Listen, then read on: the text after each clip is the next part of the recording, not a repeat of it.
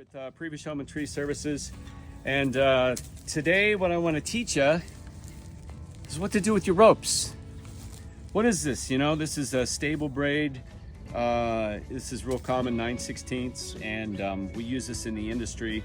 I just snipped off the end of this because we had cut it with heat cutter, which, you know, you want to keep your ropes in good shape or just retire them and get rid of them. But the main thing about a rig line is, what do you do with this rope to make sure that when you're using it, that it's not getting tangled up and it's not a mess. If you're a climber and you're up in the tree like me, and you know, Levi, say something. Hello. And you got to do something with your rope. Make sure that you can get it up in the tree without it getting tangled. So the trick to this is basically making your coils somewhere that they're not too unmanageable, like somewhere around 18 to 20 inches, and make sure that everything's tight. So it's real simple. And if you've ever done this before with, you know, like sound cords, you know, I'm a musician, so I've wound up a lot of cords. You can do this with electrical cords, but it's just basically a process of coiling and rolling. And watch my hand here. I'm actually turning the rope a little bit as I go.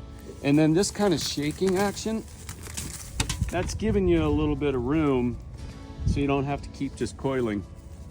This is like a 60-foot rope, and we coil up anything that's like maybe 100 feet or less. Anything over that, we're like flaking into bags because it's a whole lot easier to work with such a massive rope that way. So we just keep coiling. And by the way, if it reaches a point where it doesn't want to coil, you can also just turn it. Give it a couple turns, it's the same difference. Bring it back. And obviously, if you're not an arborist and you're watching this, this is still a good way to stow your ropes. Give it another flick. Just trying to get that memory right. And by the way, if you have more than about a 60-foot rope, you can also just start coiling it on your arm. It takes a lot of the stress out of your hand and your shoulder. But here's the trick.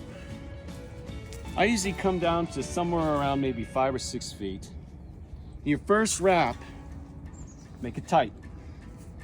There's some strength in that. That's the first wrap. Get yourself about maybe 3 or 4 of these. Bring it back through the head. That's the first tight. This is the second tight. This is your daisy chain. Bring this loop around, just like that. That's all you need. You could put a carabiner on this too, because, you know, obviously one of the best ways to be able to rig down branches is you put a fisherman's knot on it and you put a carabiner. It works the same way, but that right there, you can throw that around, you can throw it down on the ground. We can clip this to our belt. I'm not getting that caught in my stuff as I'm climbing up and down. If I need to, since I don't have a whole lot of these, I can unravel this and throw it out of the tree. So anyway, I hope this helps you. There's a lot of other good YouTubes that are out there that'll teach you this, and this is just basically how it's done. Hopefully this has helped you. You have a great morning. Be safe out there.